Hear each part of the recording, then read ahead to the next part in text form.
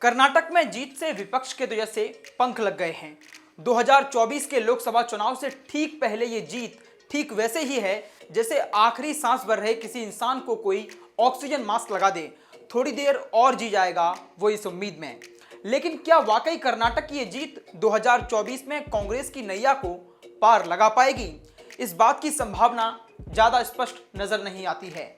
राहुल गांधी को 2024 के लिए प्रोजेक्ट करने की तैयारी में लगी कांग्रेस को क्या ये जीत पार लगा पाएगी? ये सवाल वाकई बड़ा है। क्या कर्नाटक से मिली संजीवनी विपक्ष को एक नया जीवनदान दे पाएगी या फिर बीजेपी 2019 वाला इतिहास फिर से दोहराएगी? आज सियासी पाठशाला में बात इन्हीं मुद्दों पर होगी। नमस्कार, मेरा नाम है ऋषि नपुत्रा और आप देख रहे हैं हमारी खास पेशकश सियासी पाठशाला, जहां हम देश और दुनिया की तमाम सियासी उठापटक को बड़े बखूबी तरीके से दिखाते हैं।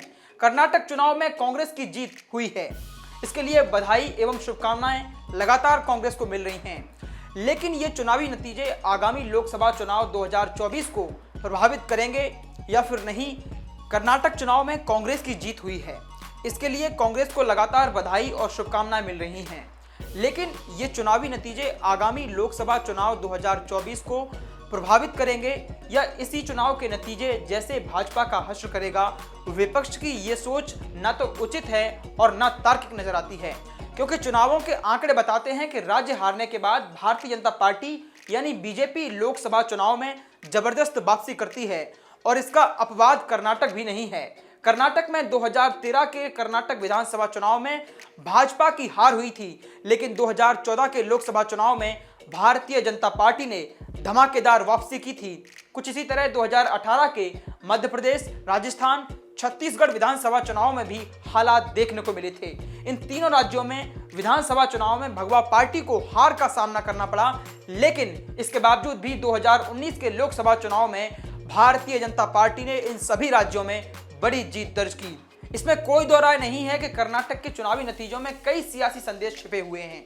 चुनावी नतीजों में भाजपा एवं विपक्ष के सीखने के लिए भूल एवं सुधार करने की पूरी गुंजाइश है, लेकिन विपक्ष का यह नजरिया कि 2024 में भाजपा का सूफड़ा कर्नाटक चुनाव के फैसले से साफ हो जाएगा, ये उसकी हार होगी।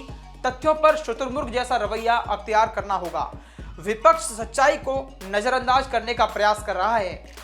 हकीकत यह है कि मोदी का मुकाबला करने के लिए विपक्ष के पास उसके जैसा कद्दावर और चुनाव जिताऊ राष्ट्रीय चेहरा नहीं है। मोदी का मुकाबला करने के लिए भी विपक्ष 2014 और 2019 में भी एकजुट हुआ था, लेकिन वो भाजपा के विजय रथ को नहीं रोक पाए। कर्नाटक की ही बात करें तो 2013 के विधानसभा चुनाव में भारतीय जनता पार्टी यहां बड़े अंतर से हारी थी। विधानसभा चुनाव की 224 सीटों के लिए हुए चुनाव में भाजपा को मात्र 40 सीटों पर जीत प्राप्त हुई थी। ये हार इतनी बड़ी थी कि 110 सीटों पर उसकी जमानत जब्त हो गई थी। इस चुनाव में उसे केवल 20% वोट हासिल हुए थे, जबकि कांग्रेस ने इस चुनाव में बड़ी जीत दर्ज की थी। वहीं 122 सीटों पर विजय हुई और उसका वोट प्रतिशत करीब 37% रहा। लेकिन इस हार के तुरंत बाद हुए लोकसभा चुनाव 2014 में भारतीय जनता पार्टी ने जोरदार वापसी की।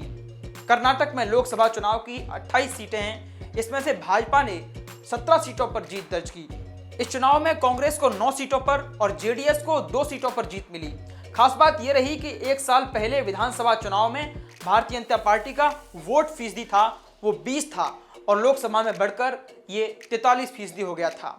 इस तरह कर्नाटक विधानसभा चुनाव 2018 की अगर बात करें तो इस चुनाव में भाजपा 104 सीटें जीतकर सबसे बड़ी पार्टी के रूप में उभर कर सामने आई, लेकिन इसके बावजूद भी वो 113 का बहुमत का आंकड़ा नहीं छू पाई।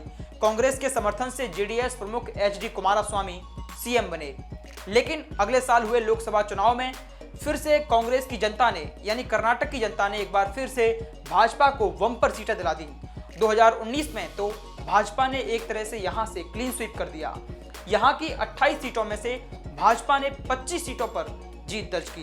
कांग्रेस और जेडीएस को एक एक सीट पर सिमटना पड़ा। एक सीट निर्दलीय खाते में ऐसे में गई थी। 2018 के मध्य प्रदेश चुनाव की अगर बात करें तो यहां पर विधानसभा की 230 सीटों के लिए चुनाव हुआ था। इस चुनाव में 114 सीटों पर जीत दर्ज करके कांग्रेस सबसे बड़ी पार्टी के रूप में उभर कर सामने आई, जबकि दूसरे स्थान पर 109 सीटों के साथ भारतीय जनता पार्टी रही। इस चुनाव में कांग्रेस और भाजपा का वोट शेयर करीब करीब बराबर था। अगले साल लोकसभा चुनाव में भाजपा ने बम्पर जीत दर्ज की।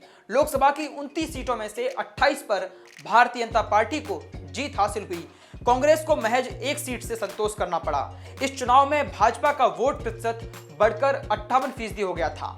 2018 के छत्तीसगढ़ विधानसभा चुनाव में कांग्रेस को बड़ी जीत हासिल हुई। उसने विधानसभा की 90 सीटों में से 68 पर जीत दर्ज की। इस चुनाव में उसका वोट फीसदी 43 था, जबकि भाजपा मात्र 15 सीटों पर सिमट कर रह गई थी। भगवा पार्टी का वोट प्रतिशत कम हुआ और 33% उसे वोट मिले। अगले साल हुए लोकसभा चुनाव में भारतीय जनता पार्टी ने जोरदार वापसी की। राज्य में लोकसभा की 11 में से उसने 9 सीटों पर भारी जीत दर्ज की। भाजपा का वोट शेयर भी इसके साथ खूब बढ़ा।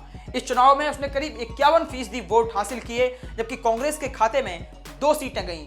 राजस्थान की बात करें तो राजस्थान में विधानसभा की 200 सीटें हैं। 2018 के विधानसभा चुनाव में कांग्रेस ने यहां पर 100 सीटों पर जीत दर्ज की।